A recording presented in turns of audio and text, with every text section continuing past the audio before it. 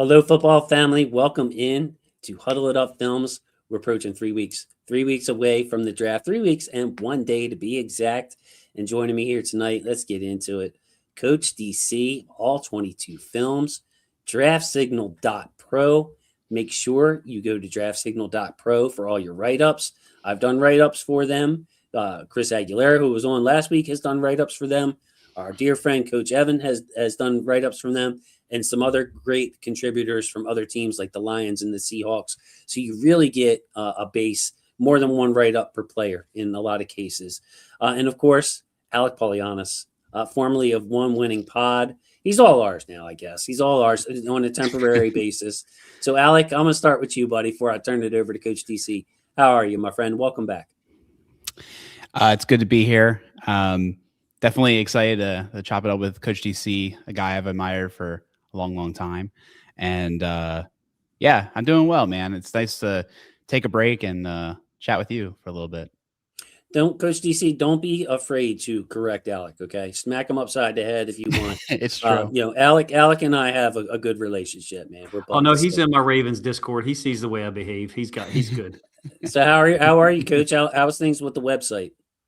Oh, it's a lot of fun, man. I mean, just so many of you guys. You know, I think I even told you maybe off camera or something before that it was when I realized, hey, there's no way in the world I'm going to be able to do all this all by myself. You know, there's just I think I got to maybe 55, 58 individual players on my own, and that's about where I am still.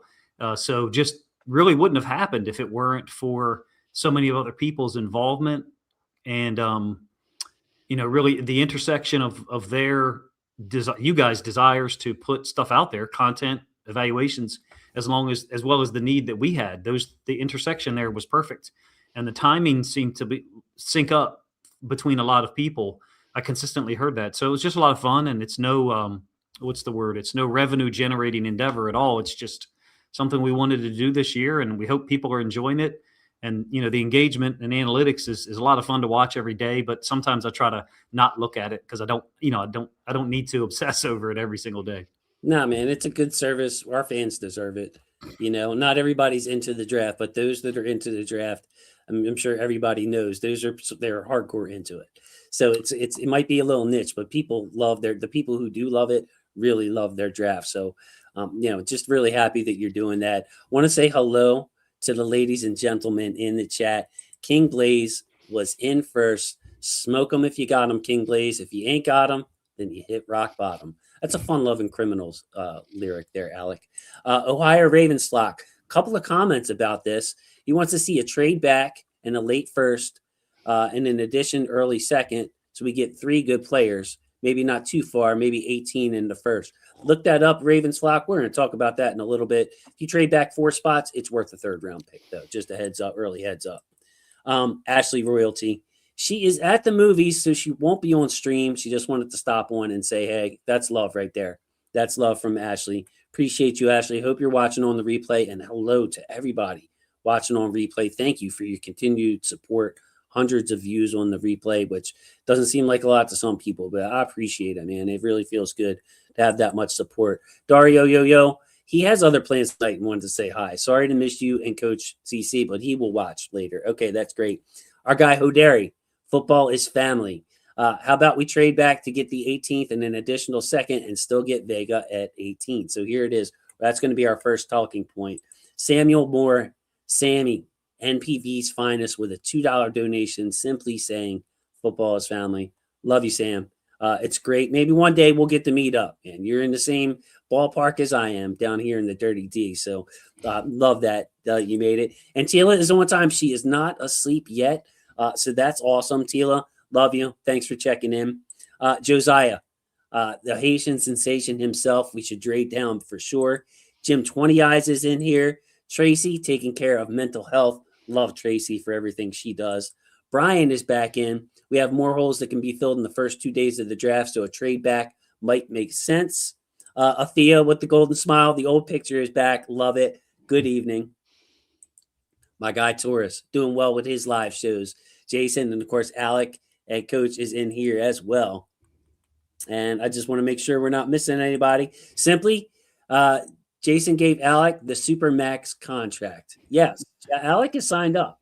Supermax contract. Is that an NBA term or a soccer term? Anybody know? What's the I think Supermax? that's NBA, but I'm not.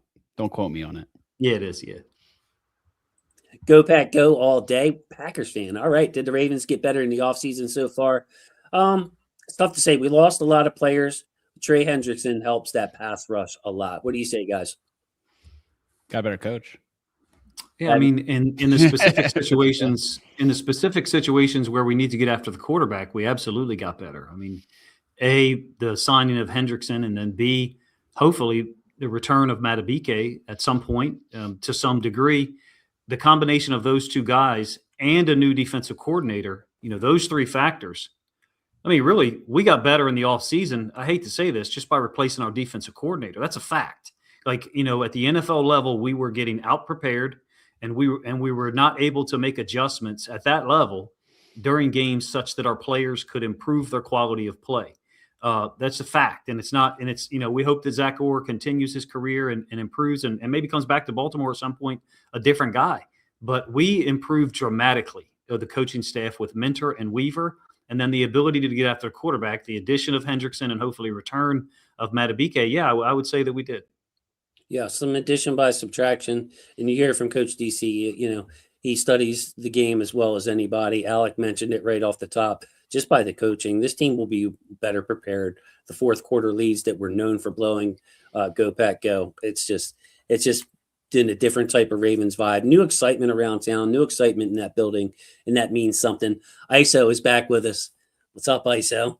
My biceps are shrinking at my age, buddy, but I still got them. All right. Badass. Hey, guys, keep up the great work. Appreciate you, man. I'm just calling you badass. Hope that's okay. All right. So, hey, the topic at hand, people already commenting a trade back scenario for the Ravens. And, when I was on with Simply, when we saw his comment in Sutton, Coach, starting with you, I painted a scenario in which the Ravens could get caught with their pants down, so to speak, where the board is just dry. And we're really not in love with anybody at pick 14. So a trade back scenario to me seems great. Like, I agree with the people in the chat that, a trade back would be a good option for us. My only question is who's going to trade up? Like, if we think the board's dry, then other people probably think the board is dry as well. So I'm wondering in the chat where the pick 18 comes from. That's the Minnesota Vikings. They're projected looked at the draft odds, the, defensive line is their favorite position to add. That seems to be their biggest need. But what do you think, Coach? A trade back scenario? Would you like that if the players that you don't like aren't there? And we're going to go over specifically in this episode whether pick 14 is a good spot for the Ravens, and we're going to spell it out. Yeah, I think as far as the trade back goes, yes. I mean, I would expect or anticipate 2 or 3 different options for us with different levels of seriousness, from the front office that's calling us. Who knows when that happens? My guess is it happens, in the minutes after pick 12, when it becomes clear that the 2 or 3 guys that are available, that would be my guess when the calls begin to come in. I'll be honest with you. I agree with James Ogden. I think there's 6 or 8 guys that I'd be happy with at 14. I'm in a different place than a lot of other people who think that we have to trade back. For me, I would be happy with a trade back because it means we recoup more talent. I think the sweet spot here in this draft is the 28 to maybe even 24 or something like that to 50 area. You could even push that back a little bit further if you want. I'd like to have as many picks as possible in the first, 70, 75. I know we're picking at 80, but it'd be great to get 3 of the top 65, somewhere in that range, and retain pick 80 as well. Right, because your board's going to be different, Coach. So if you're picking at 80, you're going to get somebody in your top 50. It's just the way it works. I think I would, again, I think James Ogden put it out there 4 or 5 days ago, and I was like, you know what? I like the way he said that. There's a bunch of guys I'd be happy with at 14, but personally, if I could choose something, it would be to trade back. I really don't want to trade back behind the Steelers, but to trade back somewhere and recoup another second or third such that we're, grabbing as many of the top 80 players, I guess, or 65, 75, 80 players as possible. I think there's a lot of good talent in this draft in that range. Alec, what say you, buddy? Is trade Yeah. back enticing for you, or are you a stick and pick kind of guy and expect somebody quality? You just want the best quality player there. It's always enticing to trade back, but I do think the pick 14 is quite literally the razor's edge of where you kind of fall a tier, in my opinion. So I think what you have to accept is if you do trade back, unless something freaky happens, you're probably going down a tier. The only way I think that this gets pushed, that these picks get pushed back, so to speak, is mattering on where these safeties go. You know, you got Downs, Thieneman, and Warren as the last three guys because they don't really fit what we need right now. Those guys would have to go ahead in the first, maybe one or two of them goes before we pick. Then that would push down so we feel more comfortable to trade back. But when I look at it, the other way I think we could have a trade back scenario that might actually be fruitful for us is that somehow there's still a tackle prospect at 14, right? And some team who really wants to tackle comes up to try to get the tackle. But yeah. I feel a lot better with your board 12 through 1 than I do, 13 through 23. Like I do feel like there's quite a cutoff. Yeah, for me, guys, it starts at about pick the first 9-10 picks. That's kind of where I'm looking. I want to get somebody from the top 9-10 picks on my board. And if you look at the big board here, I'll bring it up. I enlarged it a little bit, but obviously those guys in the green.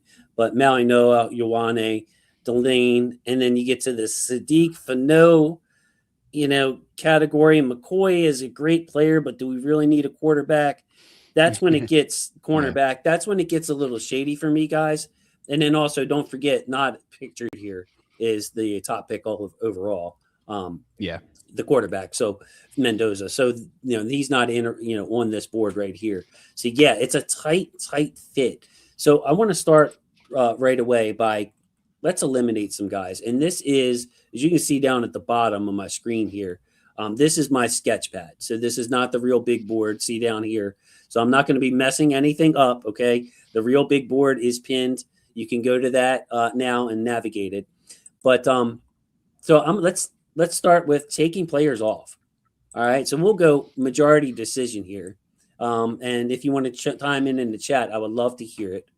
But Coach, Alec, I'm going to take Arvell Reese off right now. Is that okay with you guys? Because there's no chance he's coming back, right? Yeah. All right, let's take Arvell Reese out the board. Anybody else from this green? Coach, bring up a name. How about Bain and Bailey? Are they both gone well before 14? Absolutely. They should be. They should be. If not, then the NFL's gone crazy. And then it's you do not trade back. You take one of those guys and move on. Yeah. So let's take those top 3 edges off the board. Feel like Richard Dawson over here. Top 3 edges are off the board. Okay. How about Carnell Tate? Is he going to fall, guys? No. I don't think he's there at 14. No, I don't think he gets past that 10, 11 range. Me neither. Okay, now let's go to this is an interesting one. The non-premium positions. Jeremiah Love, the running back. Sonny Styles, the linebacker. They earned first-round grades on my board just because of how damn good their tape was and what they did at the combine.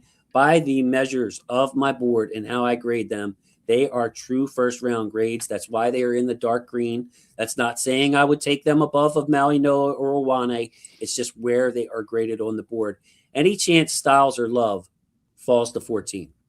No. I think Styles is gone. I think there's a chance for Love, but it's slim. Okay. Well, I'm thinking you can get rid of him. It's fine. Go ahead. It's fine. Sounds like something my wife would say, Alec, and it's never fine. I'm just not sure what team it is that's going to pick him. But I do think there's a team that will. Okay, Alex, so here we go. You brought this up earlier. I got a topic bar for it. The top safeties. Downs, Thieneman, Emmanuel McNeil Warren. I'll just throw him in there. Let's talk about this for a second, guys. The Ravens are a 3-safety team. Okay, their nickel defense, the defense they play more than any other, has 3 safeties. We have signed Jalen Hawkins, hell of a player. He's going to be in that Eloy Gilman type playing time role where he's on the field a lot with Malachi Starks and Kyle Hamilton lurking in the nickel position. being used as a joker. So for me, guys, this is my opinion. Caleb Downs, great player. Okay. He's probably going to get picked before we pick. But if he were on the clock even, I'm trying to trade out of that spot and gain more picks and let somebody else get a talent. Yeah, we don't like need him. I mean, he's a we- really good player. I agree with you. He's a really good player, and I would love to see him on our team. But the signing of Hawkins would be almost kind of wasted if you drafted Downs, because then you have four guys. It's like, well, it's a poor analogy for the NBA now, but it's like you have four ball handlers. I think it would be I don't want to say wasted pick, but he's a superstar talent, in my opinion. He's a lot of fun to watch. He's not going to be there at 14, so this is partially a wasted conversation. But, I mean, no, I agree with you. I would not advocate for taking him. I would want someone to trade up and take our spot, and then we could, get some other talented guy. A part of me would like to get behind the Jets. They're at 16, right? Okay. Part of me would like to get behind the Jets for the chance that they, go crazy and take Ty Simpson. Okay. I gotcha. Alec, before you go on this, I want to bring up Heather's comment. Has not gotten her shirt. Heather, I wanted to pause the conversation. I will look into that. You have my Twitter, by the way, so you can DM me, but I can go into that site and I think I can navigate. This is the first time I've had to do it. Find your email, call the company, do all that other stuff. So this is the first issue I've had with any of the merch, and I've gotten like 20 some sales. So I will look into it, Heather. Had to pause the conversation. Love you, sis. It's great to see you in here. Great to see you in here. I will get it taken care of. I don't care if I got to buy a damn shirt and send it out myself. All right. We're getting Heather her t-shirt. That's the FVP. So Alec, do you agree with Coach and I? Can I just take Downs, Thieneman, and McNeil Warren off this board as options for the Ravens at 14? Like, we're not drafting any. We're not going to. Yeah, I don't think we're going to draft them, and I agree with Coach that I think Downs at least will be gone. I agree. I'm looking at Thieneman to the Bengals, maybe. Like, he's such a dynamic player. And the Bengals, of course, Geno Stone is not a thing anymore. You see where I faded the the safeties on the big board just because I don't think we're going to draft them. So I'm glad to hear Coach and Alec agree with me on that. So now we're starting to get somewhere with this. Let's talk about Maui Noah, the tackle with the body type of a guard, dominant tape. Alec, Coach, Maui Noah is probably going to be gone. I would imagine I'm ready to take him off the board. How about you? If he's not gone, we take him. So Problem solved. Yeah. Okay. All right. Sounds good. We'll skip over. Well, let's go in order. Vega Ioane. Possibility he's there at 14. I say there's a possibility he's there at 14. Yes. That is what the prophecy foretold, right? It feels like everyone keeps thinking that he's going to fall to us. So I think you have to at least keep him there for the conversation.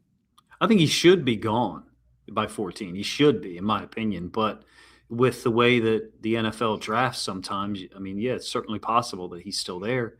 Numbers wise, right now, it doesn't look that way, right? Based on what we have, but right, the NFL does some crazy shit sometimes, and leaves talent out there that should have been taken already. All right, so we'll leave Ioane on the board. Two more players that I want to talk about.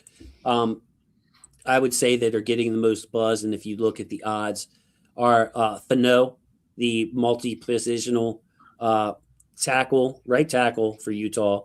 If he came to the Ravens, he'd probably be playing center. But another team might covet him as their right tackle or even at guard. There's a chance he would be there, in my opinion. Should I leave him on for this discussion purposes, or do you think anybody think he's long gone? I don't think he's long gone because I could see a team covet him above Vega. I was watching his film actually before we got on here today, and I like him. I'd be happy with him at 14. But yeah, I feel like honestly, in a way, I feel like he might actually go before Vega just because of that versatility he provides. He's going ahead of Vega in a lot of mock drafts. I mean, I go out on a limb. I want Vega before him, but reminds me of the Duke guy that's at Tampa Bay. Played tackle a couple of years ago for Duke and had some experience at guard, and now I think he's Tampa Bay's. I think he's their center now. A little bit taller and longer than Fano, so I think there's some real advantages to being able to bring a guy in and I don't want to say try him out at center, but work him out at center and guard or guard and tackle, whatever. Connor Barton. Connor Barton, yeah. I think there's some Thanks, real Jim. advantages to that. I think Fenno, I think there's a 60-70% chance he's still there at 14. I don't look at him in the same way as Owane, even though I think he's a really good player. To me, I think Owane has a more defined, a more dominant portion of his game, the pass pro. All right. So, yeah, go ahead, Coach. I'm sorry. Finish up. No, I think there's a better chance that Fenno is there for us than Owane. Okay. And so the only other guy I want to ask if we should take out of this discussion is Mansour Deline. He would be somebody that I think is gone before 14, the top corner in this draft. Yeah. You guys comfortable with me taking him off this board in this scenario tonight? Yeah. He's one of the Maryland guys, by the way. I'm sure you know that. He is. Yeah. He had a nice show on that with our buddy Jake. Mm-hmm. Okay. Yep. Spalding. Okay. Kid. So there we go, fellas. This is like, we eliminated the safeties because we don't need one, but the other people on the board who have been eliminated are players we expect in unison here to be gone. So, in my opinion, if this was the board, which it probably is not going to be, the choice for me would be Vega Ioane over Sadiq, over Fenno, over the cornerbacks, over the wide receivers. I would be a Ioane guy. Alec, would you like to disagree with that? Or do you like Fenno? Do you want that tight end? I know you're a tight end enthusiast with the 4.39 Sadiq with the physique. Sadiq with the physique, yeah, muscles having muscles. Sadiq's good. Don't get me wrong. I think he'd be a fun pick, but gotta eat your vegetables. Take one of those guards. I would take Vega, and I'd be happy about it. I also think, for the purpose of the conversation, it wouldn't surprise me at all if Tyson's gone before we pick. I mean, somebody's going to not care about the injury, and if you don't care about the injury, I think he could be up there with Tate. Yeah, I liked his tape more than any other wide receiver. I look at some of the teams that have an established wide receiver that's consistent and maybe healthy and available every year, 16, 17 games. You add a Tyson to, let's say the Bengals only had Chase. They didn't have a T. Higgins, just had Chase.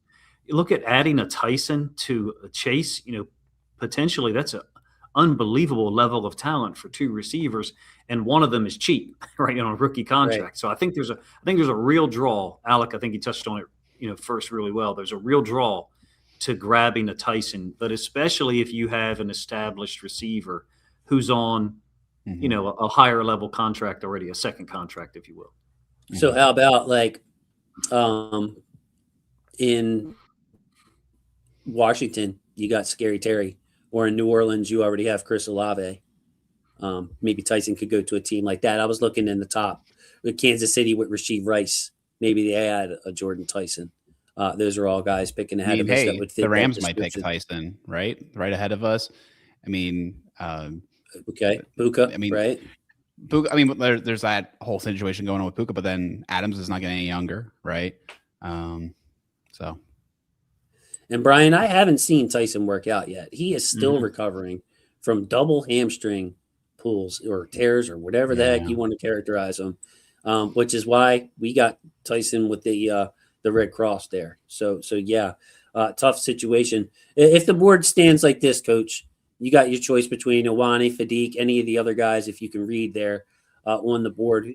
Who do you think you'd be leaning towards at this point? And I know we're 3 weeks out from the draft. Yeah, we've got 11 guys off the board right now, I think, right? If I did my math right. For me, and I really do like Sadiq. He's a super talented guy. If I was going to take him, it would be in a trade back scenario. I would prefer to, if that was going to be our first selection, Sadiq, I would prefer to have recouped another, again, top 45, top 55, top 65 pick so that we could grab quality offensive linemen in the first 65, 75, 80 picks. Just talking sheer math here, if we use our first pick on a tight end at 14, we've got 45 and 80. At some point, we've got it. There's just so much depth here at the edge position. I feel like you have to take one in this draft. Then again, last year's draft was super deep with defensive tackle, and we waited to get Peebles, who's a good player. We all like him. We're all going to root for him. Fine. Reality is there was so many better defensive tackles in that draft than Peebles last year. So I feel like if we use our 14th pick, our first pick on Sadiq, we're kind of setting ourselves up the wrong route, if you will. Not that he's not a good player, not that he isn't super talented and wouldn't have an impact. I think he would, especially in this offense. We have 2 tight ends already, right? In Andrews and Smythe, who's got some experience with the offense. So, I think tight ends are a really good position group in this draft. And so I feel like there's a lot of value extends pretty far in the draft, but there's no Sadiqs, obviously beyond pick 14. To your point, Coach, I mean, I highlighted the tight ends right there, as you can see on the screen, and I'm getting a lot of crap for not having Tanner Kozoil higher, not having Oscar Delp higher, not having Roush higher. You know what I mean? There's so many good tight ends. If we do need 2 tight ends, but blowing a bullet on Sadiq early does feel a little weird to me too, Alec. Like, I'd almost rather get the receiver there and get the tight end later. Then again, there's a lot of depth in the wide receiver class too. So what's your thoughts on Sadiq? Coach is saying he would feel more comfortable if we traded back for him. Yeah, I think that makes sense. Part of me thinks he's going to be gone before we pick. Don't quote me on that. I just feel like it's one of those things where people, he's in a non-premium position, but he's such a unique athlete. And like I said, I told you in our conversations before, pick 11 and 10 last year were tight ends. Sadiq's definitely in that conversation, in my opinion, of that level of tight end. So he could go before we pick. And last year's draft was much more robust. Like, it wasn't this kind of fall off that we're seeing here, where it kind of becomes what do you want? Who's your favorite? But yeah, I think he's definitely a good player, but I wouldn't trade back for no other reason than kind of what you were saying, Coach. I imagine if you're taking a tight end, which is kind of this weird luxury, you want to get another pick to address other holes and try to get more of that that sweet spot, like you're seeing on Jason's board, like up to 50 is the yellows. Yeah. And you're going to get one of those guys probably if you pick in the 70s. So even recouping the 3rd round pick, you could get that. I want to talk a little bit about Jermod McCoy. And thank you to my guy, TY, gifted a Huddle It Up membership. I can't see who got one. So if you got a Huddle It Up membership for this month, please thank TY in the comments. Even if you're shy and you don't like to comment, thank the man. That's all. He's like that's 3 awesome. people. He's all over my Discord. He's always commenting on social media. He's like 3 people. Either that or he's a full-time social media Ravens dude. I even asked him, I was like, TY, I ain't seen you on the stream. You better get your ass in here. I said it nicer, but that's what I kind of meant because I love when TY's here. So let's talk about Jermod McCoy, though. Now, McCoy put on some really good tape in 2024, tore his ACL in January of last year, 2025. So he's 15 months removed from an ACL tear. Didn't work out at the combine, but here he is at his pro day today. What was it, yesterday? Ran between a 4.38 and a 4.40 for Jermod McCoy. So he looks healthy. Probably the best man corner skills I've seen in the draft. Like, Delane can do it all. Delane is a hawk in zone. He can man up. Very smooth player. McCoy gives me Ravens vibes. Like, play like a Raven. He's got a little chip on his shoulder the way he plays. Really like Jermod McCoy. My problem is twofold. Number one, I think like one of our last needs as far as helping us win a Super Bowl this year is cornerback. We got a ton of corners. We have good corners. We have an overflow. We got Kyle Hamilton in the nickel, so we're a 3-safety team. We only got 2 corners on the field most of the time. When we're in base defense, it's 2 corners. When we're in nickel defense, Kyle's the nickel, so we still only have 2 corners. We got Marlon, we got Awuzie, we got Wiggins, we got Tampa, we got Kone, we got all these guys at corner. So my first problem with drafting the corner in the first round is, bro, we got corners. I'm trying to win the Super Bowl. Get us something else. Second problem is I want to start building this defense from front to back and let Minter coach these DBs. We've seen what he's done with Les. Get me some badasses up front to rush the quarterback or to protect our quarterback, and let's work from there. So, Coach, if I love McCoy, he would be higher on my board if not for those 2 reasons I just outlined. There's corner. It seems like corner and receiver every year. There's corners and receivers taken in the 3rd, 4th, or sometimes even 5th round for the DBs.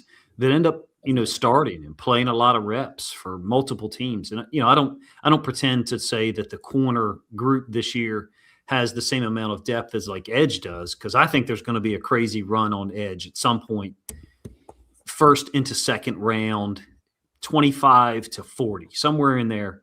I think there's going to be like a ton of edge defenders taken. I don't think there's going to be a run on corners in the same way, but to your point about Minter, they had, the Tarheeb Steele and the other Maryland guy, whose name escapes me for a moment, played at Notre Dame. And those guys have performed spectacular. I think they were 4th and 5th round picks. So if we go corner, this is a cop out. I kind of like to would do so in a trade back. I mean, it seems like that's all of our answers. If we add another pick there, a surplus pick, then I'd feel more comfortable taking a corner in the first 3 selections. Marlon's contract comes off the books at some point. Awuzie, only a 1-year deal, I believe. He played fantastic in 25. It'd be great if he was healthy in the same way.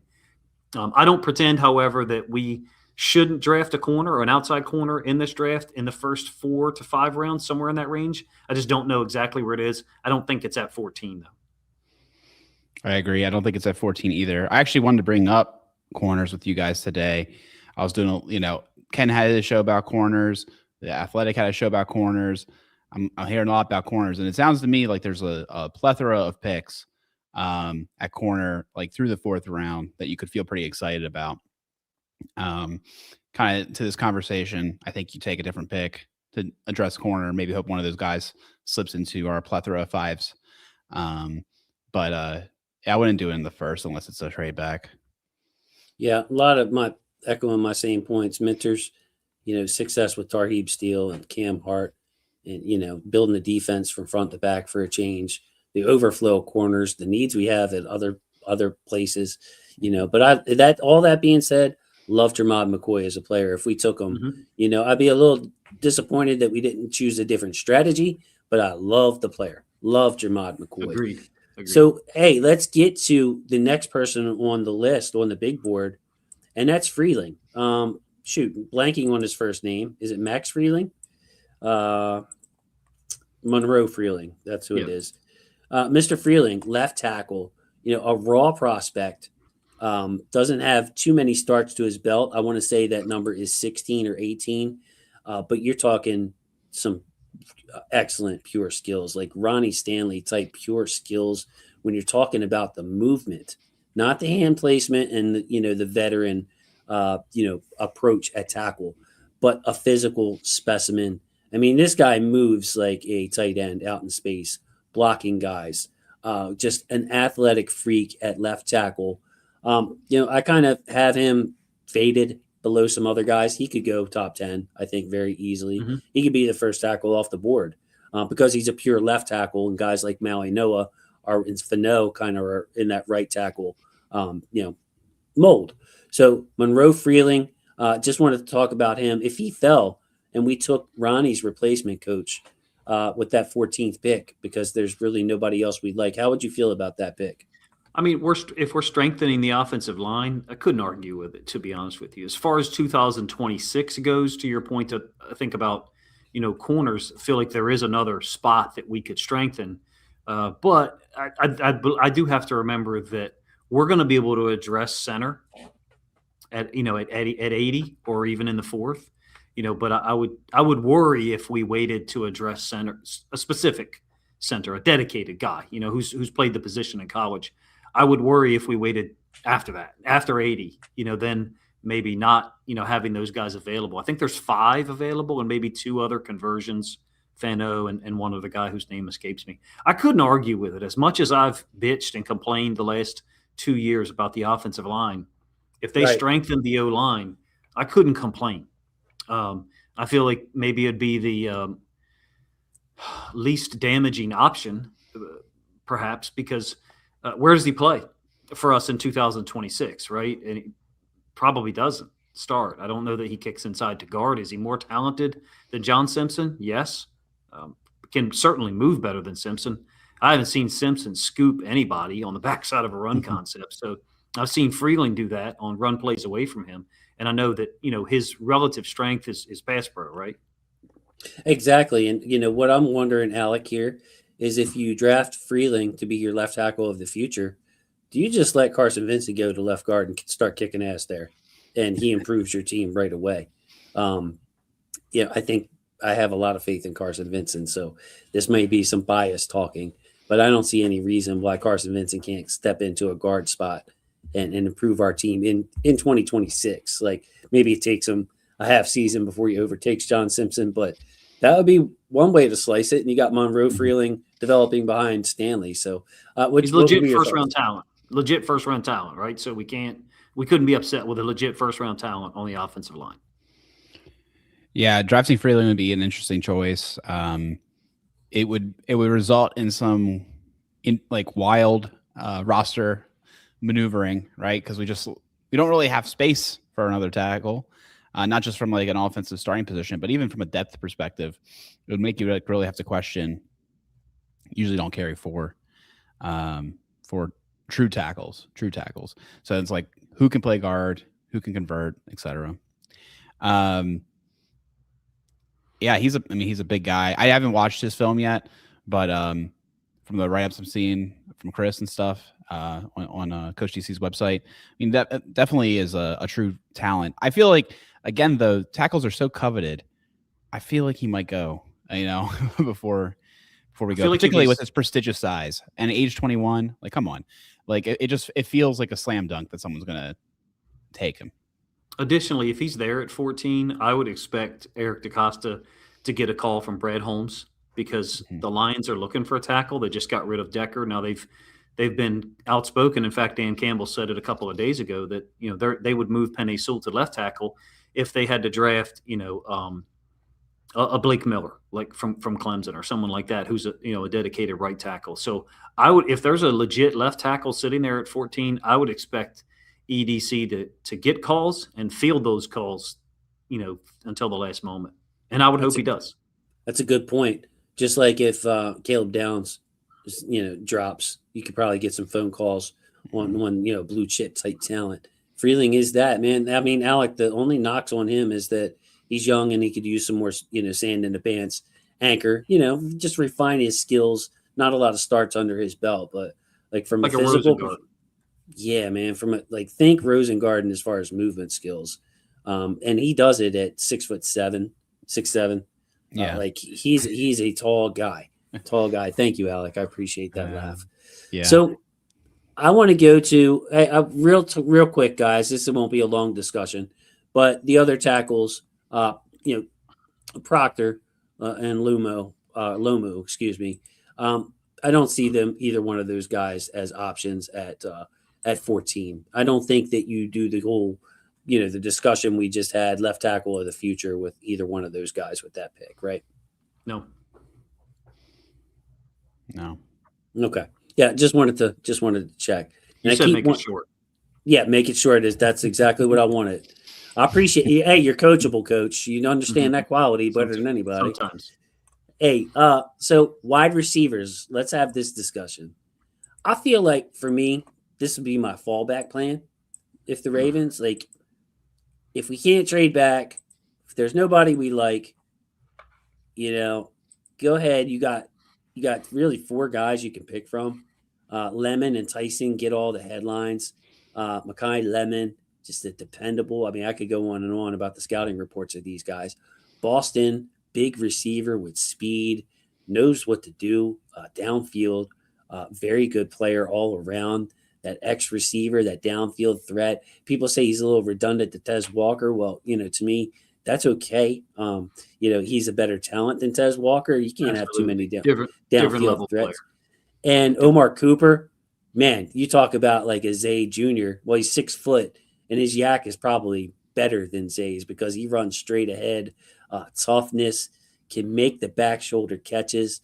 So to me, guys, it's like, look, if we're caught with our pants down at 14 and 14 doesn't end up being a good spot for the Ravens, that's the title of the video is 14 a good spot for the Ravens. I would say my main backup plan might be to just take one of these receivers and bite the bullet knowing they're going to produce for your team, coach. Like they're going to get the ball eventually and they're going to do good things with the ball. And you can't go wrong with taking a receiver who might earn 20 to 30 million in their next contract at pick 14.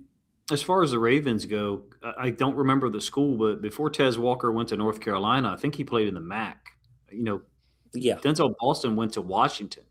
Washington at one point, they had Puka Nakua. They had the guy that's with the Bears. I mean, they've had so many receivers come out of there, and then Puka Nakua, I think, transferred to BYU, right? So it's like they've had a fantastic set of wide receivers there. Total different level of talent between Boston and Tez Walker, in my opinion. I mean, nothing would surprise me. I don't necessarily see the Ravens going wide receiver at 14. I do think that the talent extends to 45, but again, I think we'd like to see us dip at edge at some point. And to me, I think the edge group. I really like Barham a lot. So he's a 80 or fourth round guy, depending on what the rest of the league sees.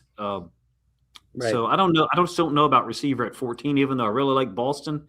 And I'm biased about Mekhi Lemon. Like I see that dude play, and all I see is Amon-Ra St. Brown. And I'm a huge St. Brown fan. Like I literally think St. Brown's one of the 10, 12 best players in the world. And so my opinion of Lemon is extremely biased. So, I would be excited to get Lemon, to be honest with you, but I don't expect that to happen. And I don't think that would be I don't think that'd be our preferred scenario necessarily, even though he's a really fun player to watch. Yeah, I think if these wide receivers go before 14, like the Lemons, Tysons of the world, that's where you really can clearly see how Vega or Fano are still on the board and make for an easy trenches pick. Yeah, from the wide receivers perspective, I think the one that would really excite me of that group at 14 would be Tyson. Otherwise, I would probably extract value again and trade back and get an extra pick. Because, I mean, we keep talking about like, oh, we want this, we want that, in the top 3 picks. Well, there's too many positions. We're not gonna hit them all. Yep. So if we're able to get more picks, that's the only way that you have a chance of accruing all this stuff. I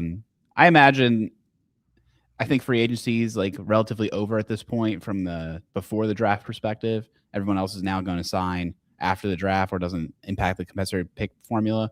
I don't know who the Ravens have on speed dial to pick up at that point, but I imagine they have a couple answers, particularly after the draft is over. They'll know what they need. It's just one of those things where, the coach said center is something you want to probably address before day 2, early day 3 otherwise. So yeah, I don't know. There's just concerns about taking some of these positions where it's not so clear how they contribute right away. They've done a good job of safeguarding some of the positions. Corner, right? We did get Simpson. Those guys are safeguarding those positions. Awuzie as well. So they've almost maybe signaled to us what they could wait longer on, no matter how we rank the players individually. Maybe they look at guard as something they can wait longer in the draft than we think. They might think they have their stars on the team. I mean, we had this whole conversation and we didn't even talk about the third round pick from last year, Also think about Njoku, tight end in the wings, didn't sign. DJ Reader in the wings didn't sign. So they're obviously, weighing the possibilities that we could address these positions early. So I like it. So Coach, starting with you on this one, here's where it hits the fan. So I took Ioane off of this, out of this scenario. Probably realistic, yeah. So let's just say, look, you got 9, the top 9 are missing. Mendoza's 10, a couple of safeties go and a wild card that we're not expecting goes. And this is our option. So we can take Sadiq, we can take Fano, we can take McCoy, Freeling, one of the wide receivers. We didn't touch on Messidor, by the way. Shit, I kind of forgot about that. Messidor's an option here too. But this is your board, guys. This is your board.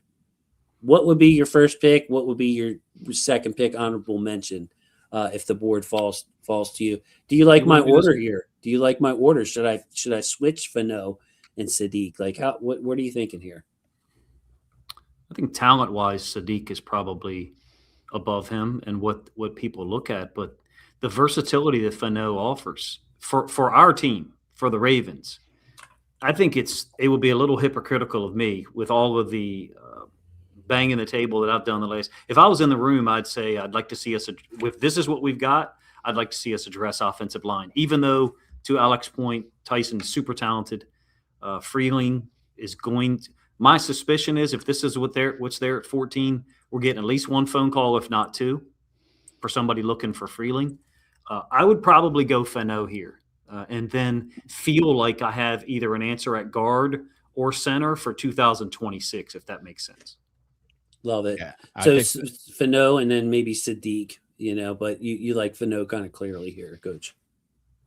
Yeah, he's not a guy that I watch film of a ton, to be honest with you. But what little I've watched, he's one of those guys I watched 2 games of, and I was like, okay, I've seen enough. I don't, He can move. Guy can play, he can move around, he's good in his zone scheme.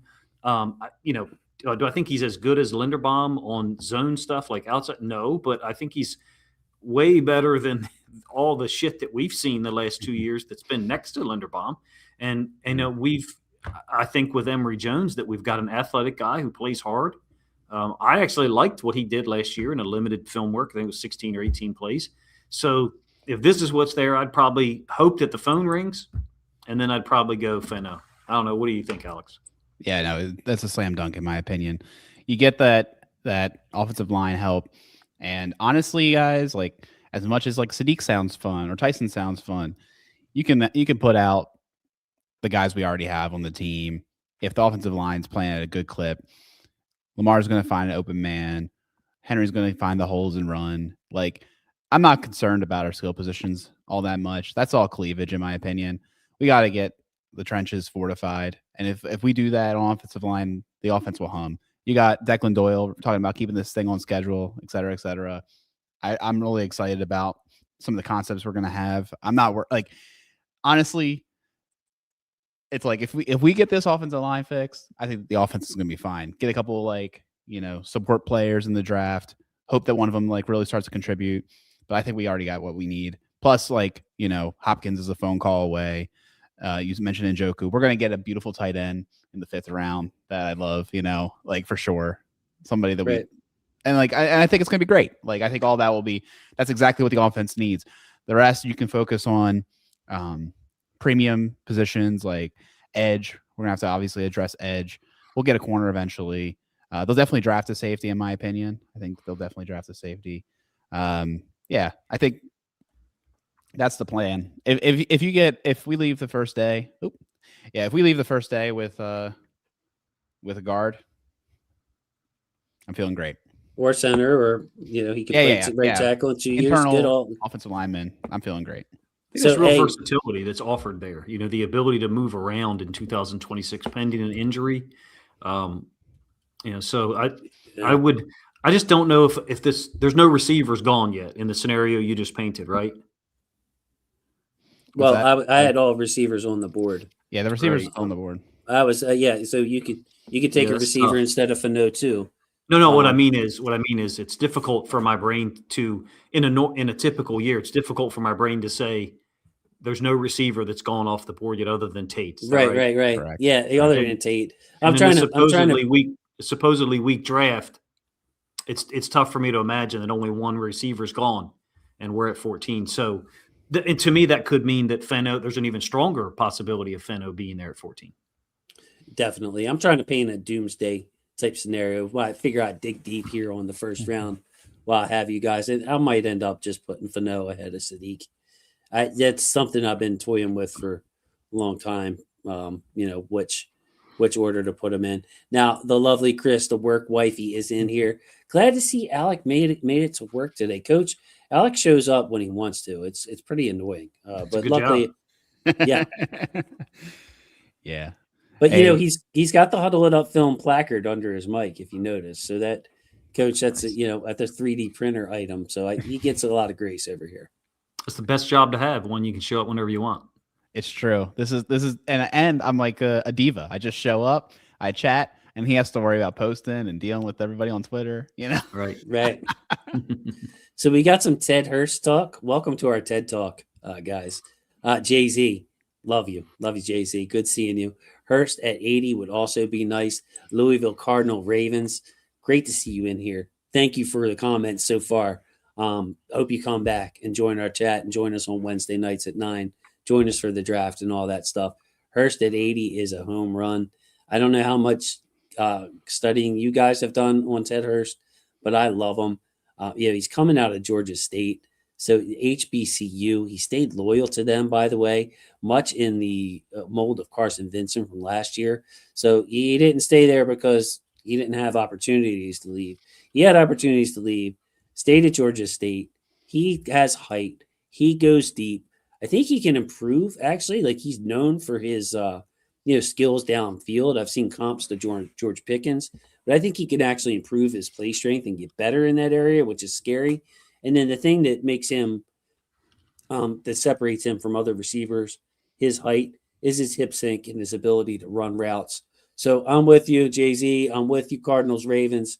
Ted Hurst in the 3rd round. This is another reason, to say, look, there's going to be receivers available in every round for us. It's kind of an argument against taking a Mekhi Lemon or Jordan Tyson at 14, because why? We might have Ted Hurst staring us in the face at 80, and we're going to pass on that monster because we've already addressed wide receivers. So these are all the things, man, I'm thinking about when I'm making the board, and all the things we're going to be talking about on draft night, Coach. You do. I mean, yours is, I've said this on my channel. I've said this in my Discord. I said this to a couple of Lions content creators when I was on the show. I was like, Jason from Huddle It Up Films does the most specific work on the draft. Granted, it's specific for the Ravens, but it still gives you an idea of how to value players, I guess, pending their production and their talent, and also what the Ravens need. And I actually recommended you to one guy. I was like, you should have him on to talk about the draft. Because the guy said, he's like, I'm not really into he's a Seahawks content creator. So he's still like basking in the glory of their Super Bowl win. And he was like, I'm really using your website to kind of start the process. I'm like, brother, like, I know somebody who's like 4 months ahead of you. If you want to have him on, I will get you guys in touch with each other, because I think as far as the receivers go, I agree with you. But only a prepared mind would know that, because the names Tyson, Lemon, Tate, and others, anybody can have access to that information, or, them being a super talented players. You've got knowledge of the 13th best receiver or the 15th best, however far it goes. So I agree with whoever said that. I think it was 2 people in a row. Yeah, Jay-Z and Louisville Ravens, right? Yeah. I mean, it makes sense to me to prolong or delay, the drafting of a wide receiver, even as fun as those guys would be. And Hurst is your 13th wide receiver, and I'm watching this guy, and I'm like, sign me up. Holy crap, right? Yeah. So it's like there's a lot of good receivers. Surely we don't need to get one of those top guys at the top pick. Casey Concepcion, you watch his separation, you watch his yak.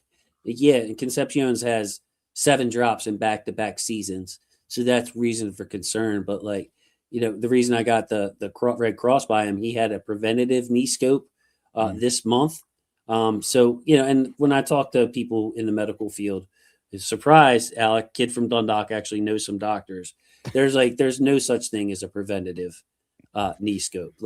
He's not going to be ready for, these offseason programs starting right after the draft and that kind Some of stuff. guys have him as the top 5 receiver in this draft. This is right. That's what I was getting to, Coach. Thank you. That's what I was trying to get to. I'm not saying that's not legitimate. I'm saying I think it's illustrative of the fact that there is value that extends far in this draft with wide receiver.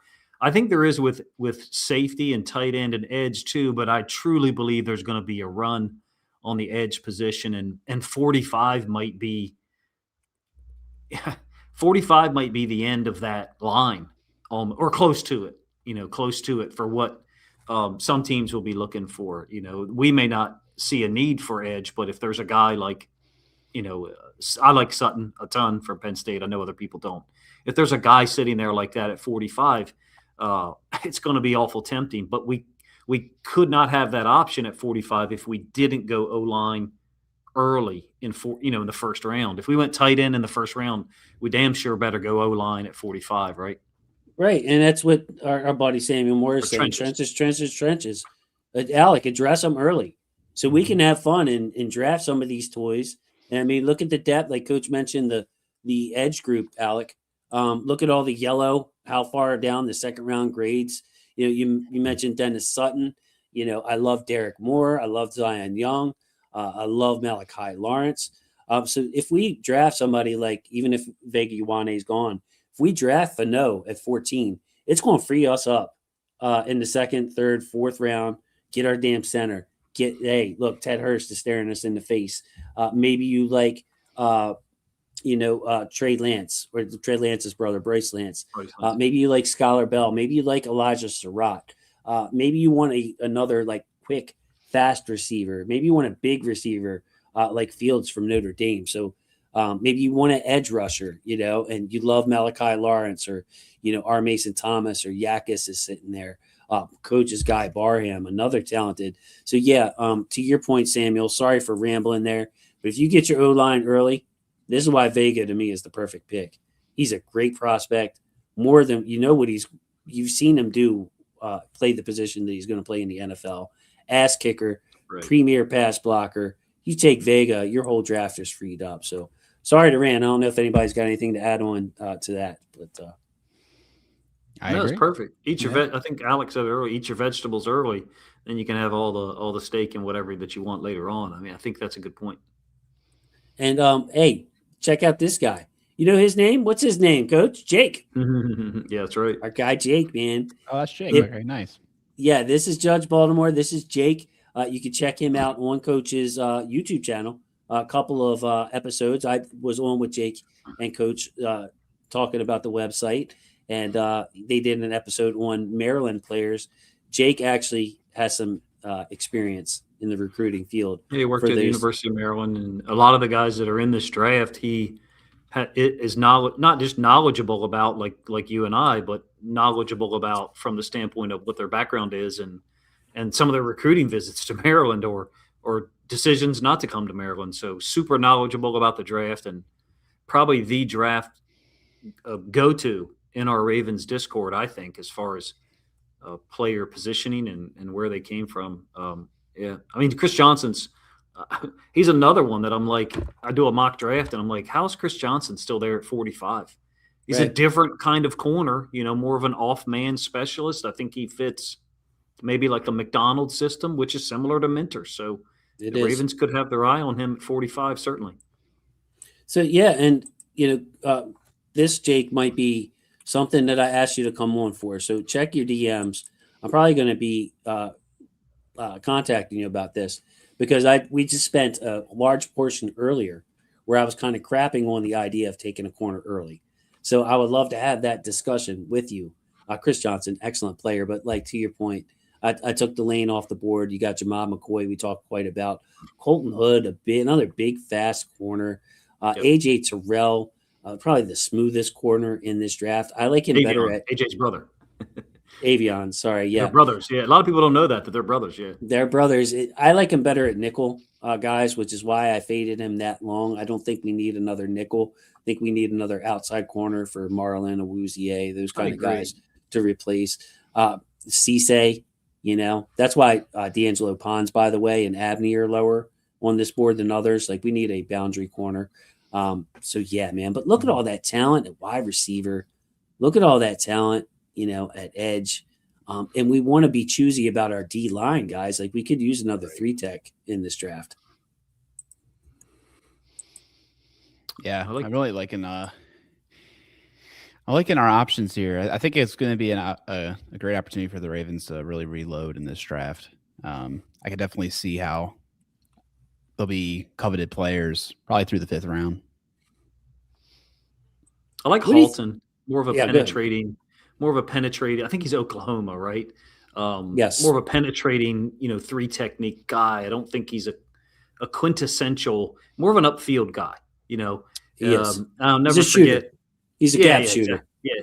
Never forget. I think it was Brandon Williams was saying, hey, in the NFL, we read blocks. We don't just get upfield. And there's a time and place for both.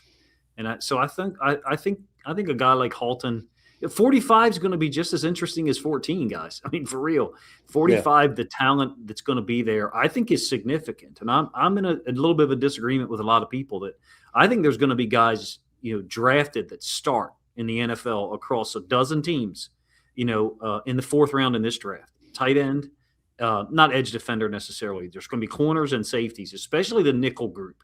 Some of those guys that are nickels They're going to be taken in the 3rd and 4th round. They're going to play a lot of snaps in 2026. Probably not for us. Right. Alec, Caleb Banks, foot problems. That's why he's got the Red Cross. He worked out at the combine, then had to be shut down. But he was playing this year, and the way he tested at the combine with the foot injuries, like this is not he's got a nose tackle body, but he's got 3 tech skills and just the explosiveness that comes with that. The Ravens have gotten a bad rep. Well, I don't even want to say, or they have earned a rep for drafting injured players coming off injury. Look at Voorhees, look at Ajabo. Jalen Armour Davis had a bunch of problems coming out of college. What would be your comfort level, like to draft Caleb Banks with that 2nd round pick? Like the upside is tempting, but the fact that this guy's been hurt a lot in college and is hurt right now is pretty scary. Yeah, there was someone in the chat who mentioned him at 14 as a pick. Yeah. So to get a guy like it would be like last year where we ended up getting 2 first-round talents in our first 2 picks. It is concerning that he has these injury concerns. I think the good news is that in a world where Matabike is available, you almost have the privilege of taking a guy with a little bit less availability. But at the same time, like we can't really bank on that. And then can't banks on that. Yeah, I can't bank on that. So I don't know. I think when it comes time to pick, will he be the highest player on your big board? Potentially. I got him at 20. Got him at 26, as you could see. I know. I think potentially at 45, he might be the highest guy. So obviously, I wouldn't be mad about it. Yeah, I don't know. There's a couple of different ideas that's the one benefit to having like 120 people in our Ravens Discord. Like there's so many different perspectives. Yeah. I forget who it was that said it, and a couple people echoed it. They said, look, guard looks like a good pick at 45. And that means that we could go somewhere else with 14. And that's not what we've done here. We've, I think, agreed to go Fano at 14 and then go another direction. But to your point, Banks would possibly be the highest ranked guy on the board. But, there's a part of me, maybe it's the negative side, that's like Banks and Matabike. Worst case scenario is neither one of them finishes 2026. Jeez, yeah. So that's a difficult thing for me to co-sign or say that I would sign up for. I think there's just too much talent at 45 for me to advocate for taking somebody like that with, the concerns that are, obvious for everyone. Does anybody have a good feel on whether either or Chase Basantes or Emmanuel Pregnon will be there at 14? When I asked Chris Aguilera last week, he said in his opinion, there's about a 10% chance that either one of those guys he thinks they're gone. 90% chance that both are gone before 45. Any feel for that? I wouldn't think both of them are there. I mean, I think that either one. Like, could we get either one of them with the 45? I think Chris is on point there. I think Chris is on point. I think he would be the guy who would know. Again, I've recommended Chris to like 2 other content creators to have him on to talk about this offensive line draft. Pregnon to me looks like the guy that probably goes off the board first. And I actually wonder about him for the Seahawks at 32. The Seahawks had a right guard last year, Bradford, who's still under contract for them. And they won a Super Bowl. He was the weak link. They had Zabel at the other spot. Absolutely. Right. And Pregnon played left guard, which they've got Zabel. So I know there's, an issue there. I feel like Basantes would be the one who would have a bigger shot to be there at 45. I don't know if I'd say 10%. I can't professionally say what percent chance it would be. I would say it would be low, that both would be there. One, I don't know, 35, 40% chance at most, probably less. Alec, I want to ask you a question on your specialty here. Eli Stowers, Vanderbilt. Do you like him enough to take him that he would be an option for you at 45? No. He's 46 on my board, so obviously there's going to be players much higher. But does anybody in the chat, does Stowers stand out to you enough to where you would take a tight end like him with the 45th pick? Yeah, I mean, just to kind of expand on the no, we had a good conversation about it. Claire at 63 almost was ahead of him in my rankings. And now I'm going to pull up my rankings. I'm like, who's my number 4 guy? You like Trig a I lot. like Claire a lot. Oh yeah, Trig. Yeah, I'm like, honestly, I don't like Stowers enough to take him where you got those other guys so much further down that get me excited. Yeah, I think Stowers, he's so close to just being a wide receiver, which is obviously not a bad thing to draft, that I'm just so concerned about his ability to actually block and be a difference maker and be a matchup problem in the NFL. I like his backup better.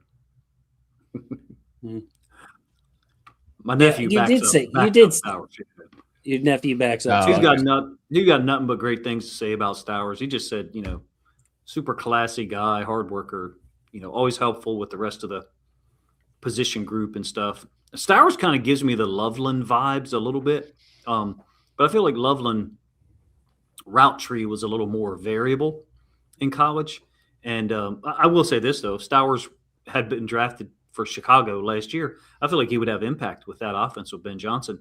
And so for us to have, the new offense coordinator that came from Chicago, who's only with Ben Johnson for 1 year, I see us going tight end.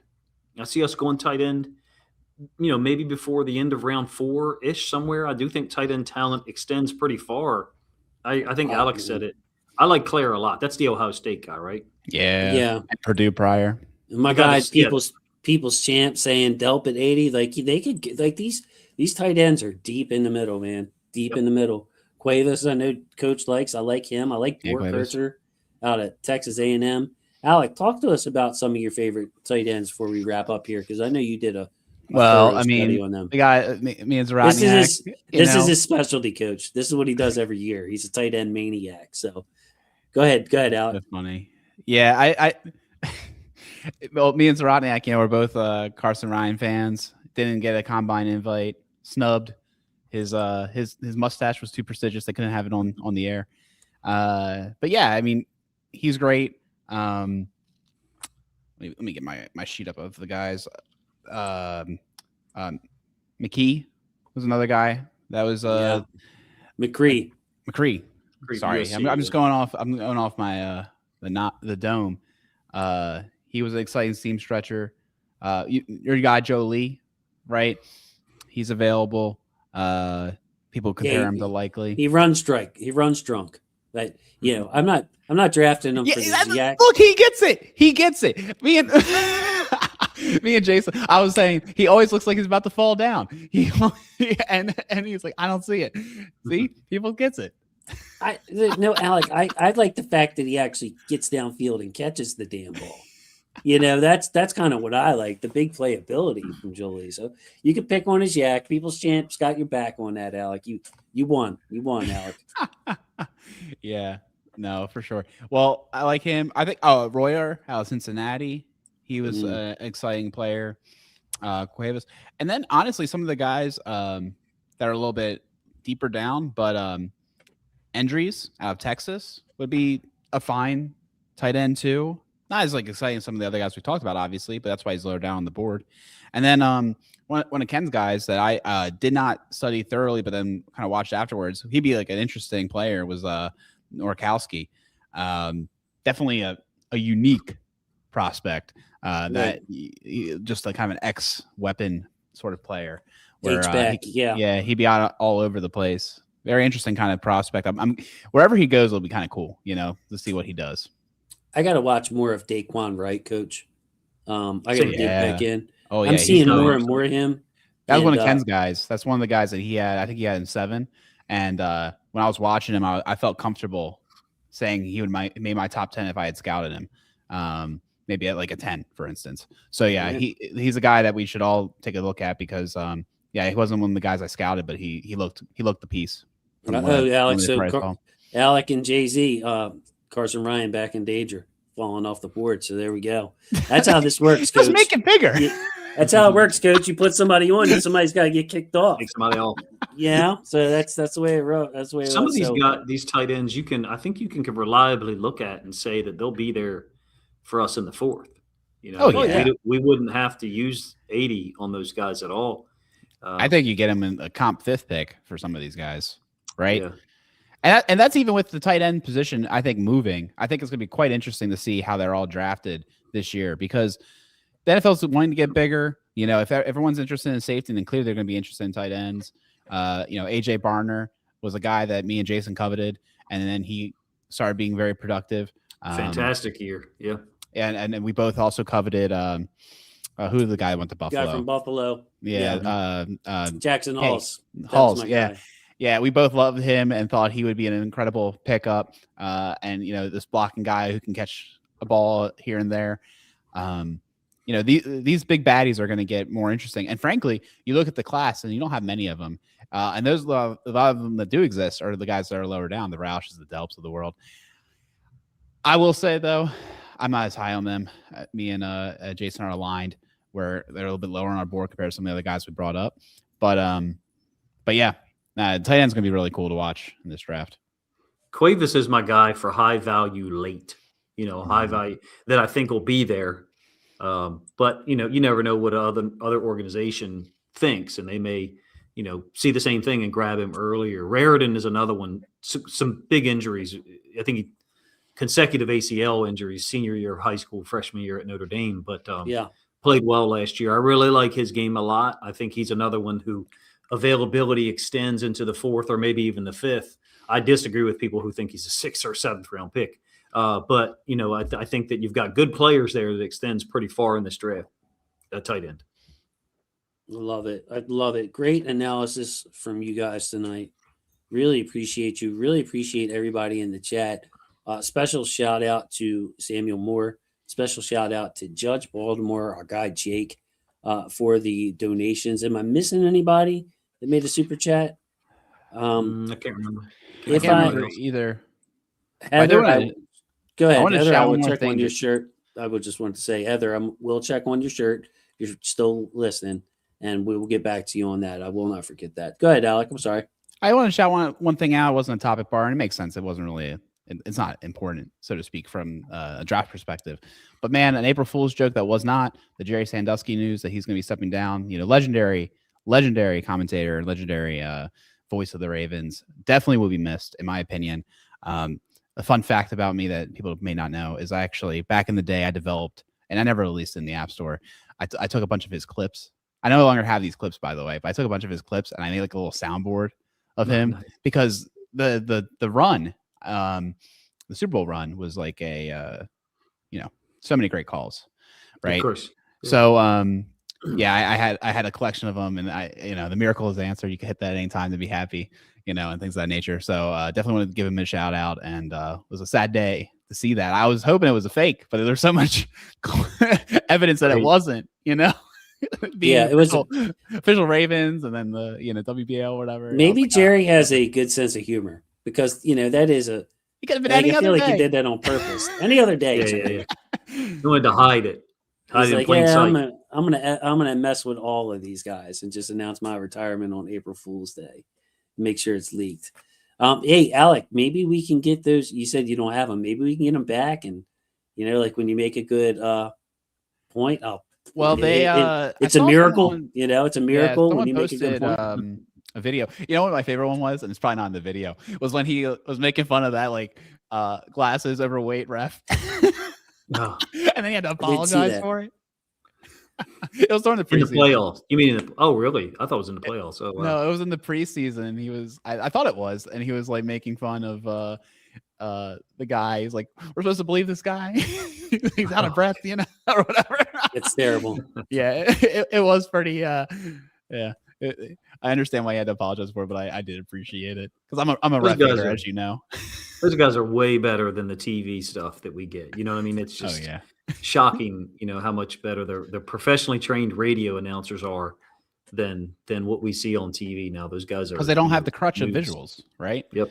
I mean, same with the podcast, you know, medium, where I'm a kind of a big believer in not doing video. Not obviously this is a great format for video, but like when you do a audio based show, like having video just takes away from it when you're preparing it. So like you have to not use your hands. You have to not put something on the screen. You have to really explain it in words. So yeah, it's definitely if you can do radio, you can definitely do TV. I'm old enough to remember listening to high school and college football games on the radio. And so, like, you know, you appreciate the guys who are like, the ball's on the right hash. It looks like there's 2 tight ends on the field.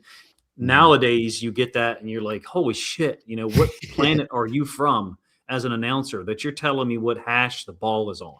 You know, these NFL guys, we get fed, you know, nothing, you know, of substance generally. It's very rare. So like you know, that's why you appreciate people like Sandusky and others who are professionally trained and had their craft molded over the years. Yeah, doing radio is definitely harder. Can you imagine Kevin Brown trying to describe baseball without pictures? And he had to ask Jim Palmer why would he go the other day on a ground ball to third base and the runner ran himself out. Anyway, can't stand Kevin Brown for his lack of baseball knowledge. I will leave it there, guys. I will leave it there. Want to say thank you to my football family. Thank you to Jake and Samuel Moore for the donations. Thank you to Coach for stepping up. Coach going on vacation tomorrow.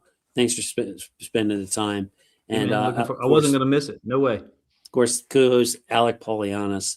And thanks to everybody watching on the replay. So with that, fellas, please say good night to everybody in the chat and everybody watching on replay. Good night, folks. Thanks, guys. Appreciate you tuning in. Thanks for having me.